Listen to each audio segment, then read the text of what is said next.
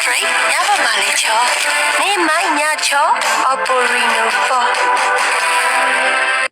Hey, stop. 现在是亚朗靠水果。啥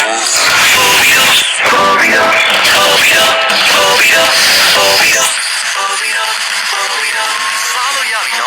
后面的故事啊，暴露几面多。先录些啥？啥感觉嘛？也来听。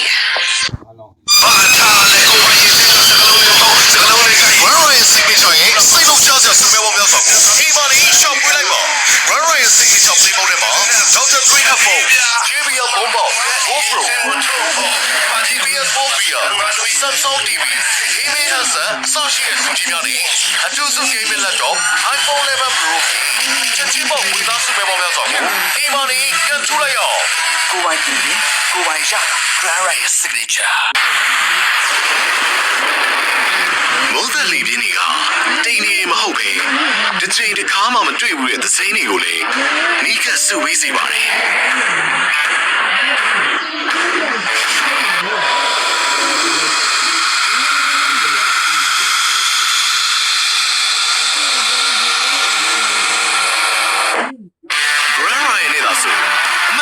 送家的谁呢啊你？我这等眼睛里去多内嘛哩？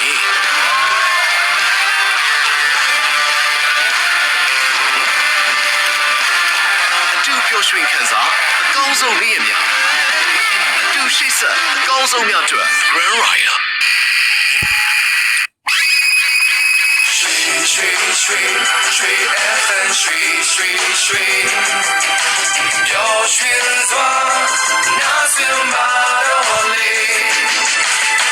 反对我多大声看着，你的鸟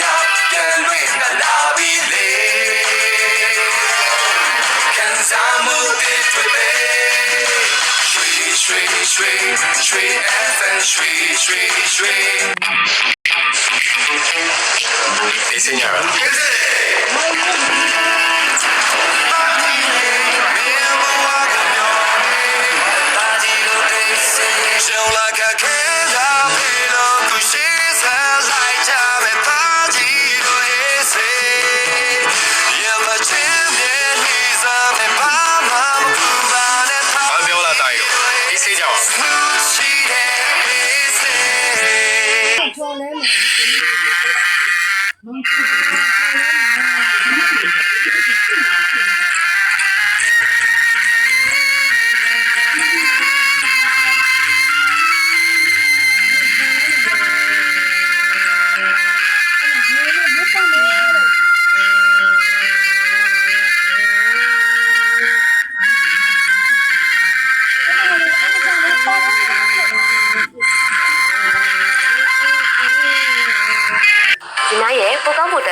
Yan the package တွေဝယ်လိုက်တာနဲ့ data နဲ့အခြားလက်ဆောင်တွေကိုချက်ချင်းရနိုင်မှာနော် data အတွက် star 140 star 55 hash ပုံမျိုးဖို့အတွက် star 150 star 55 hash ကိုခေါ်ဆိုပြီးဒီတိုင်း yan the package တွေဝယ်လိုက်ပါ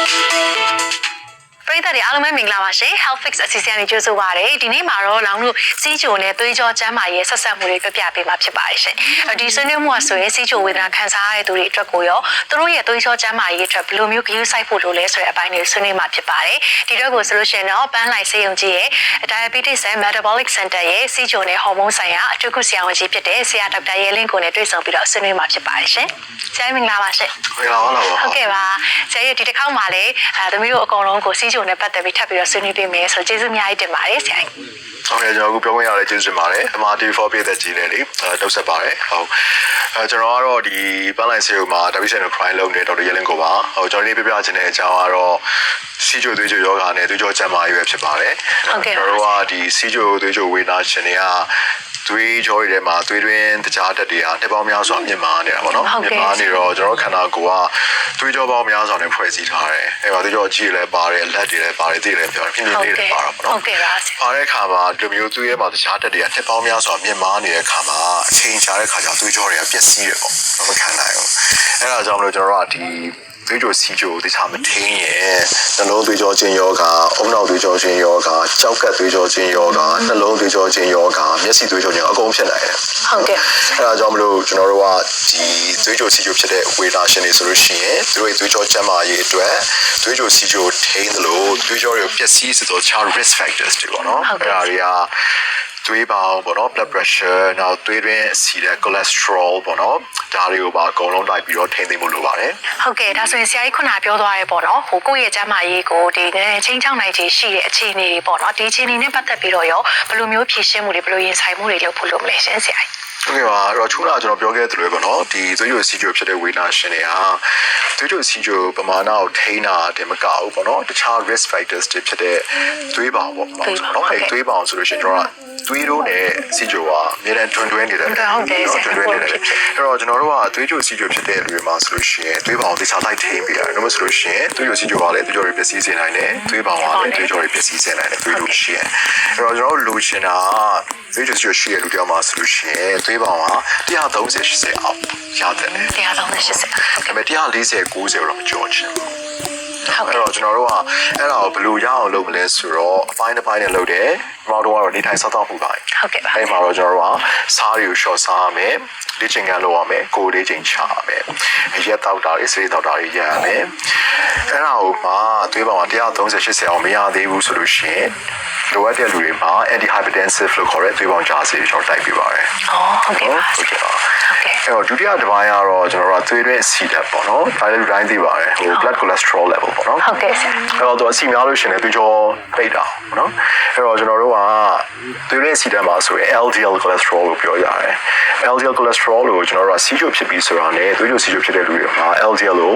80 mg/dL လောက်လို့ကျန်တယ်80ဟုတ်ကဲ့အဲ့သွေးကြိုစီးချိုရှိတဲ့လူတယောက်ကလုံးဝပေါ့နော်ဒီသွေးကြောပိတ်တဲ့အခြေအနေရှိတယ်နှလုံးသွေးကြောပိတ်တယ်အုံနောက်သွေးကြောပိတ်တယ်ဆိုလို့ရှိရင် LDL cholesterol 55လောက်ရရင်တော့ပူတော်ကောင်းတယ်လို့ပြောကြတယ်ပေါ့ဟုတ်ကဲ့ပါအဲ့တော့အသက်40ကျော်တဲ့အမျိုးအစားနဲ့စီးချိုရှိတဲ့လူတိုင်းဟာကျွန်တော် statin therapy လို့ခေါ်တဲ့ cholesterol ချစေလို့လေပုံမှန်ပြီးဝဲသမားတယ်ဟုတ်ကဲ့ပါဆရာဒါတော့ဒုတိယတစ်ချက်ပေါ့ဟုတ်ကဲ့ကျွန်တော်တတိယတစ်ချက်ကတော့ကျွန်တော်တို့ကသွေးကြိုစီးချိုကိုသိချာထိန်းရမယ်အဲ့တော့ထိန်းတာကောင်းမကောင်းအောင်ကျွန်တော်တို့ကဒီ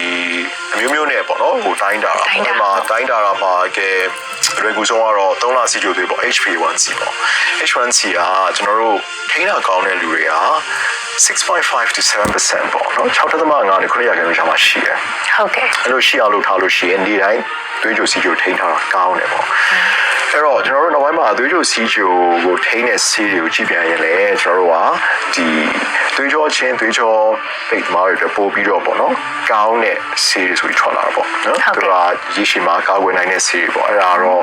SGLT2 inhibitors တွေ GLP-1 agonists တွေဖြစ်ပါတယ်ဒီလိုဆေးတွေကိုဦးစားပေးပြီးတော့လေစီချိုသွေးကြိုရှိတဲ့လူတွေမှာကနဦးကုထုံးအနေနဲ့လေသုံးဆွဲသမားတယ်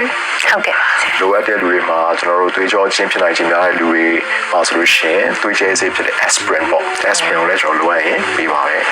်ဟုတ်ကဲ့ပါဆရာကြီးဟုတ်အခုဆိုလို့ရှိရင်တော့ဒီစီးချိုနဲ့သွေးကြောကျန်းမာရေးဆက်ဆက်မှုတွေကိုလည်းဒါဆရာကြီးပြောသွားတဲ့အချက်တွေရပေါ့နော်ဒီလိုဒါဘိုးတုတ္တတွေသိရပါတယ်ဆရာအဲ့တော့နောက်လာမယ့်အပိုင်းတွေမှာဆိုလို့ရှိရင်လည်းဒီလိုမျိုးဆက်ဆက်မှုနဲ့ပတ်သက်ပြီးတော့ထပ်သိတဲ့ဒါစီးချိုရဲ့ရှုထောင့်ပိုင်းတွေလည်းဆက်ပြီးတော့ဆွေးနွေးပေးပါအောင်ရှင်ဆရာကြီး ကျေးဇူးတင်ပါတယ် ဟုတ်ကဲ့ကျေးဇူးတင်ပါတယ်အခုဆိုလို့ရှိရင်တော့ဆရာကြီးကနေပြီးတော့ဒီအဓိကလောင်းလို့ဆေးချိုနဲ့သွေးကြောကျန်းမာရေးဆက်ဆက်မှုမှာ short တွက်ထားလို့မရတဲ့အခြေခံအချက်လက်တွေအကြောင်းပြပြပေးတာဖြစ်ပါတယ်ဒါကြောင့်မို့လို့အမြဲတမ်းဆိုသလိုကိုယ့်ရဲ့ကျန်းမာရေး update ကိုစစ်ဆေးနေဖို့လိုပါတယ် application တွေကိုလည်းအမြဲ update လုပ်သလိုပဲလောင်းလို့ခန္ဓာကိုယ်ကျန်းမာရေးအခြေအနေတွေကိုလည်းအခါခွင့်သင်အားလျော်စွာပြန်လည်ပြီးတော့စစ်ဆေးမှသာရေရှည်ကျန်းမာပြီးတော့ပျော်ရွှင်တဲ့ဘဝရရှိမှာဖြစ်ပါတယ်ရှင်အဲ့တော့ဒီတစ်ပိုင်းမှာတော့လောင်းလို့ဆေးချိုနဲ့သွေးကြောကျန်းမာရေးဆက်ဆက်မှုဆွေးနွေးသွားတာပါနောက်လာမယ့်တစ်ပတ်အပိုင်းတွေမှာလည်းမတူညီတဲ့ကျန်းမာရေးအကြောင်းအရာဆွေးနွေးအောင်မှာဖြစ်တဲ့အတွက်ဆက်ပြီးတော့ကြည့်ရှုဖို့ဖိတ်ခေါ်ချင်ပါတယ်ပရိသတ်တွေအားလုံးပဲကျန်းမာရေးကိစ္စပါရှင်နောက်တစ်ပတ်ဒီမှာပြန်ဆုံပါအောင်မယ်အခုပြသသွားတဲ့ Health Fix အစီအစဉ်ကိုပြန်လည်ကြည့်ရှုမယ်ဆိုရင်တော့ပြုံး Play application မှာကြည့်ရှုလို့ရတဲ့အပြင်ပြုံး Play YouTube မှာလည်းကြည့်လို့ရတဲ့အကြောင်းသတင်းကောင်းပါချင်ပါတယ်ပရိသတ်တွေအတွက်ကျန်းမာရေးပိုင်းဆိုင်ရာအကြောင်းအရာတွေကိုအမြဲတမ်းတင်ဆက်ပေးသွားမယ် Health Fix အစီအစဉ်လူကြိုက်အများဆုံး MRTV ဇလံတွေရင်ကုန်စိတ်လှုပ်ရှားမှုကောင်းတဲ့ game show အစီအစဉ်ကို data ပမာဏအသက်သာဆုံးနဲ့ကဝါကြီးတစ်ရှိထားနိုင်တဲ့ Don't Play application ကိုခုပဲသုံးလိုက်ကြပါစို့။ကောင်းပါလေပြုံးပလေးကိုအမြဲတမ်းကြည့်ဖြစ်တယ်။ပြုံးပလေးကကျမဘွားရဲ့တငယ်ချင်းလို့ဖြစ်နေပြုံးပလေးရှိလို့ကျမတို့တငယ်ချင်းတွေအားလုံးအချိန်ကြီးမရွေးပြောနေကြရလေပြုံးပလေးရဲ့မေတ္တာတတ်ကြောင့်တက်တောင့်တက်တာနဲ့တရားဘာဝနာပေါ်များနိုင်တယ်လေ